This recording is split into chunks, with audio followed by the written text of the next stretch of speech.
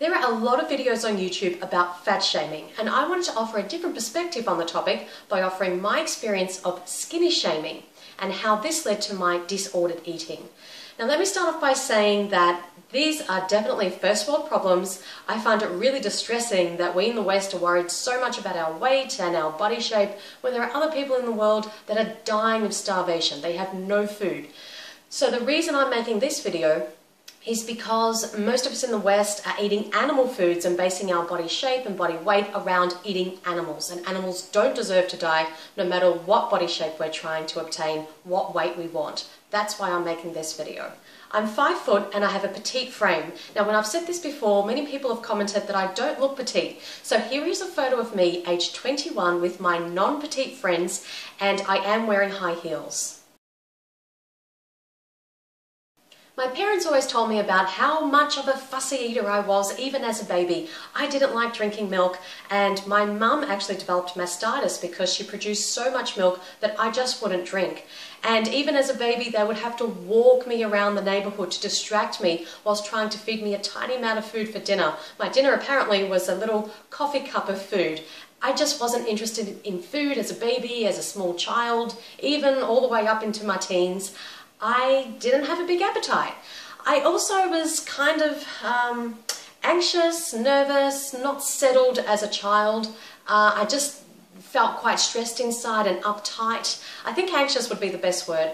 And I just didn't have an appetite when feeling like that, which was most of the time. Some people, when they're stressed, they like to eat to help with their stress. I'm the complete opposite. If I'm feeling stressed out, I cannot put food in my mouth, and even if I do try and force myself to eat, it doesn't feel good. I don't feel like I'm absorbing the food. I just have no interest in food. So I definitely ate very little as a child, very small portions, and I just had no interest in food. I remember when I was in primary school, probably around age 7 or 8, I remember my teacher keeping me indoors during lunchtime because I wouldn't eat my sandwich. I wouldn't finish my lunch outdoors in the playground with the other kids. So she would keep me indoors until I finished my sandwich, and then I was allowed to go outside. I was definitely too skinny for my liking. I was always the skinny kid, and I didn't like it even though I didn't want to eat more food. I just never felt like I was absorbing what I was eating. As I became a teenager, my skinny body really started to affect how I saw myself, how I felt about myself. I didn't like being so skinny, and I did start experiencing skinny shaming. I remember trying on some clothes in a store one day, and I came out of the change room and the sales assistant turned around and said, "Oh my God, you're so skinny." And all the other women turned around and stared at me, and I just stood there. I froze. I was so embarrassed. I felt like an idiot. I didn't really know what to do. I thought, oh, will I come up with some kind of excuse like, oh, I've been sick lately or something. I didn't know what to say. This was just how I was. So that was a really awful experience. And from then on, I was always very cautious of coming out of the change room. If I thought I looked too thin and I was going to receive that kind of attention again, I wouldn't leave the change room. I would just decide if I wanted to buy the clothes in the change room behind clothes stores. And of course you would never hear the opposite to that. When was the last time you heard a sales assistant say to someone, "Oh my God, you're so fat"? That would never ever happen. In fact, I'd probably be sued if that did happen. So I've always felt small. You know, my friends at school would affectionately refer to me as little one. I felt really tiny compared to other people, and people would always say, "Oh, you're so tiny, you're so cute." I didn't want to be those things. I wanted to look like everyone else. I wanted to be big and developing like all the other girls around me. And yes, I've always had large breasts for my size, but still my overall shape or package was always smaller than the other girls that were developing. When Luca and I first started dating, we were at a nightclub one time, and a friend of his said to him, "Natasha looks like she needs to eat more cheeseburgers." I used to suffer from terrible, terrible period pain. I would be crippled on the floor in agony, and this pain would go on for several days, and I would actually vomit. I would throw up through pain. And one morning I remember my grandmother took me to the doctor's, and I was laying down on the table. The doctor was touching my belly, and she said to me, and she was rolling her eyes as she said this, "So what eating disorder do you have? Bulimia, anorexia, what do you have?" And I said I don't have an eating disorder. I tried to explain that I've been unwell, I've had all this period pain, I've just vomited, and she just kept rolling her eyes like, I don't have time for you, I don't have time for your lies, you know, you're obviously doing something wrong, you've got a disorder. It was really, really distressing and shocking, and I was so embarrassed in front of my grandmother. This doctor just completely shamed me. After having a big family lunch at my grandmother's house on the weekends, I remember I would go and weigh myself after eating lunch because I like to see that big number on the scales. That made me feel good about myself. It made me feel bigger. Perhaps one of the worst things that affected me in the past was, I remember I was 17 and at my best friend's house we were using her pool. It was summertime, we were in our bikinis, and her mother was a midwife. And she was looking at the two girls, myself and my best friend, and she said, Natasha, you don't have good childbearing hips. You're going to struggle. That crushed me. That absolutely crushed me. She said her daughter, my best friend, she was going to be okay, but you, Natasha, you don't have good childbearing hips. I just felt shattered. I mean, to a young woman, a young girl, being told that by a midwife was just, it shattered me. My idea of womanhood, my idea of being a mother, everything just kind of fell apart, and that stayed with me for so many years. And I did think, well, wow, would we ever do the reverse? Would you ever say to a 17-year-old overweight or obese girl, actually, you're going to have trouble conceiving, you're going to have trouble falling pregnant because you're so fat? No, you would never say that. But somehow she thought it was okay to say those things because I have narrow hips and I wasn't as wide as her daughter. So basically, I didn't feel like a real woman. I didn't have those curves. I wasn't voluptuous. I wasn't the idea of a voluptuous, sexy woman. And I just started associating curves and wide hips and bigger butt, bigger thighs with being a woman, with being beautiful, with being, yeah, complete, I guess. And of course, we would never send those messages to men. I felt very conscious of clothes that made me look too skinny, and I always heard comments like this.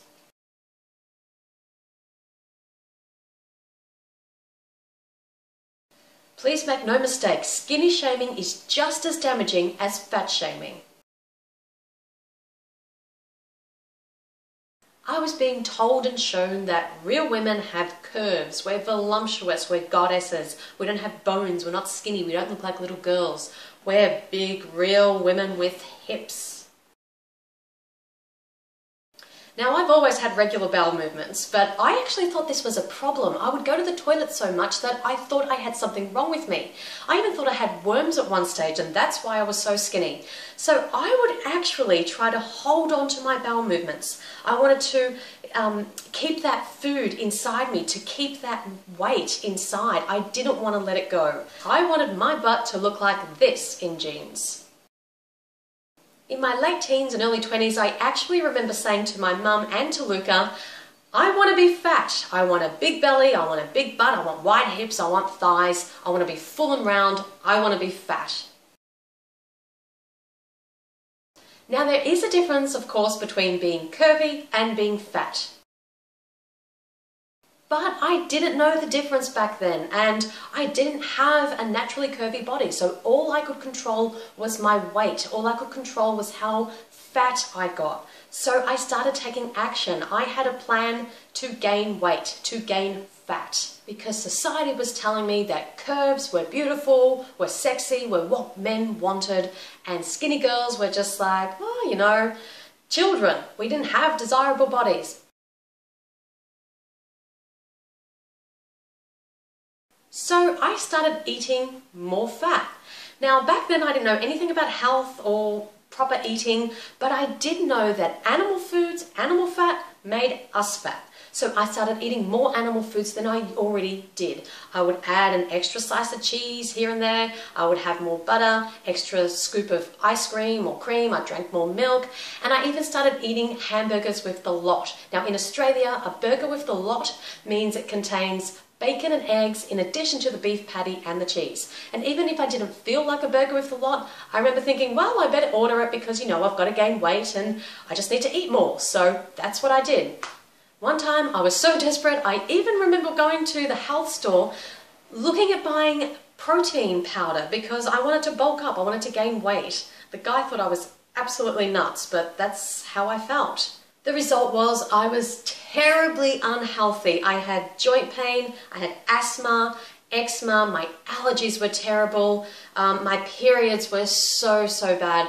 I was killing myself, I was killing animals in the process of obtaining this beautiful goddess, curvy, voluptuous body shape that I thought I needed to be a real woman and not look like a little skinny girl. Now, I did start gaining weight when I went on the contraceptive pill, and I remember the joy and excitement as the doctor told me, well, you may gain a little bit of weight, and that's because of the sugar pills that you're going to have to take each month. Yeah, so what she didn't tell me the truth was that my hormones were about to be completely screwed, and that's where the weight gain was going to come from. But basically, I didn't care. So long as I got those curves, I was happy to gain weight. So I felt very excited about this new little pill that I was taking every day. Once I got married, I kind of started to feel a little bit more settled within myself and in my life, and I did find that I started to gain weight a little more easily. I was eating more, and I loved this. I loved the feeling of being full, and I also noticed that people were commenting. So I would hear lots of comments like, oh, marriage is doing you well, or marriage really suits you, or you're looking good. And I just knew that that meant, oh, I was gaining weight, I was looking chubbier, and that was music to my ears. Not long after that though, I was unhappy, I was very bored in my job, I was dissatisfied with my life, and I started to eat a lot at work, just sitting at my desk because I was so bored. I remember stuffing food in, and even if I was completely full and satiated, you know, I'd have food up to here. I actually sometimes even had vomit like almost coming up, but I just kept stuffing it in because, I don't know, I was bored and I just liked this full feeling. It felt so different in my body. And yes, I was finally getting the big tummy that I wanted and the big butt and thighs and hips and everything. But at what cost? Again, I was killing animals, I was killing myself, I was doing so much damage to my health, and my mental state wasn't good. I wasn't feeling energetic, I felt terrible, but I was starting to look the way I always wanted to look. I started to look the way society said a real woman should look. I remember going to bed with a full bloated belly, and I loved waking up with a full bloated belly. I never wanted to see those hip bones poking out first thing in the morning the way they did when I was a teenager. No skinny girl here, no bones poking out anywhere. In 2007, we went on a holiday, and I remember eating so much on this holiday, stuffing myself, and one morning in particular for breakfast I had eggs Benedict, followed by a stack of pancakes, followed by pastries and coffee, and I washed it down with some fruit, because fruit's cleansing. After that breakfast, I went back to the hotel room and I was feeling really unwell. I was sweating, I had brain fog, I sort of felt all dizzy, I had heart palpitations really badly, pains in the stomach. I wasn't sure whether I should just throw the food up to get it out of my system or try and lay down and breathe. I was just having problems catching my breath. It was awful, and I actually got a bit nervous, and I remember we were kind of laughing. Luca was laughing at me at the time, but it wasn't funny. I'd never felt so bad, and the heart palpitations and blurry vision was really scary. Looking back now, that was probably an episode of hypertension, which is one of the first signs of heart disease, so I was in a really bad shape. But I didn't care because in my eyes I looked voluptuous, and on that holiday I remember I kept eating junk and drinking alcohol. I just kept stuffing the food in no matter how bad I felt. I was looking good in my eyes.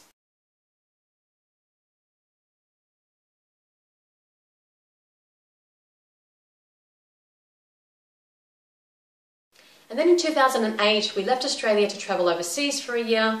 At the beginning of that trip, I was 50 kilos, and it was a year of total indulgence, eating all the animal foods I cared for and all the junk and processed foods I wanted. And I would pride myself on how big my belly was after a meal, and we even played a little game where we would compare our pregnant bellies after a dinner of dead animals. The bigger I got, the more beautiful I was, the more womanly I felt. I went from this to this.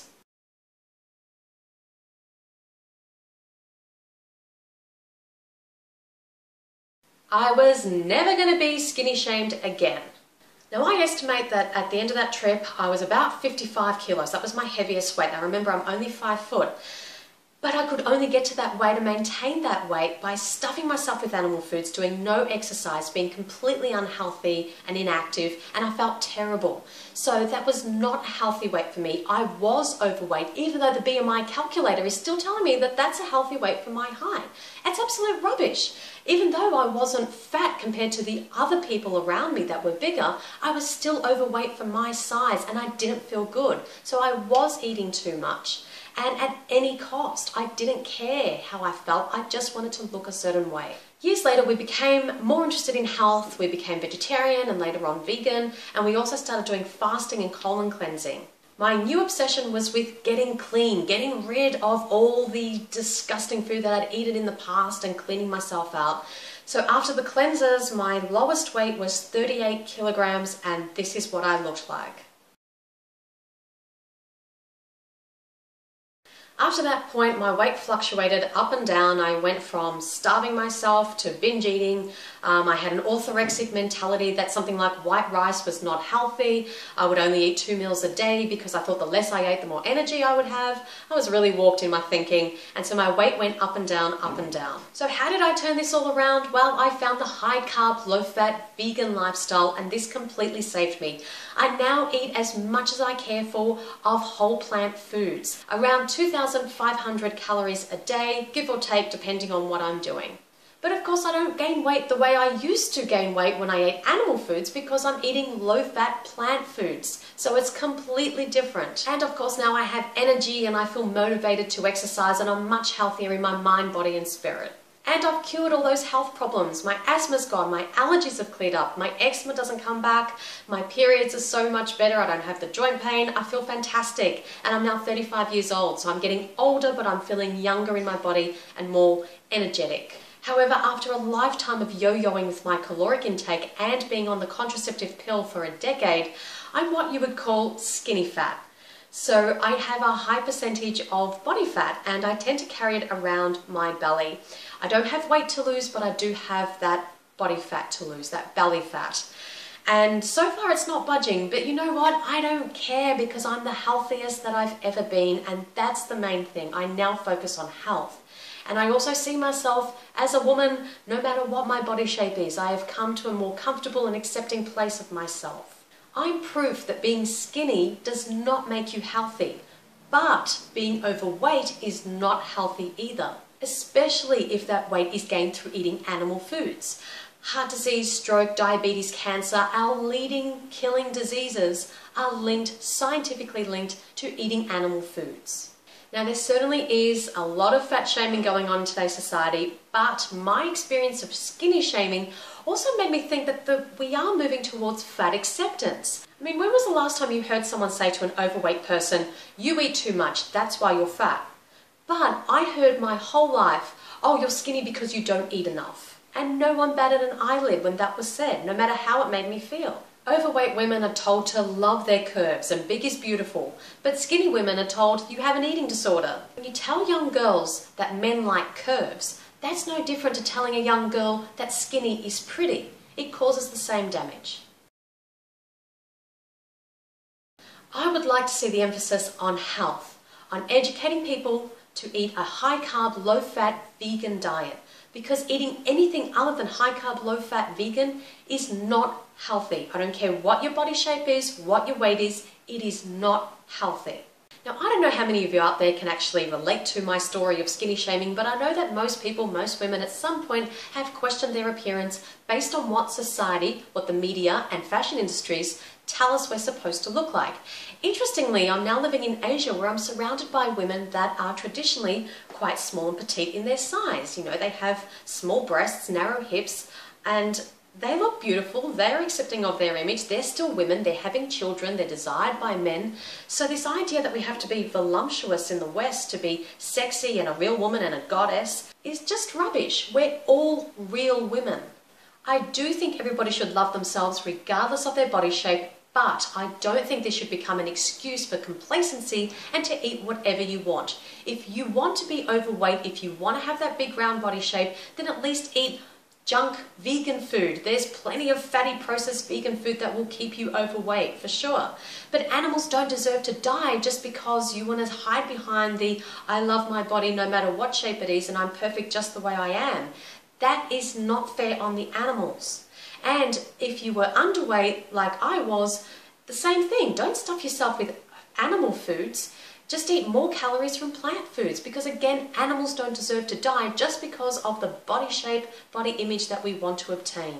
I don't think we should be shaming anybody, fat or skinny, but I don't think that we should be accepting of people's disordered eating whilst animals are being killed as a result. When you eat enough calories of the right foods, which are high carb, low fat, vegan, and also get enough exercise, over time, your body will find its ideal weight and shape. So they're my thoughts on this topic and my experience of skinny shaming. I'd now love to hear from you guys. What are your thoughts and have you experienced fat or skinny shaming? Post your comments down below. Thank you so much for watching and I'll see you next video.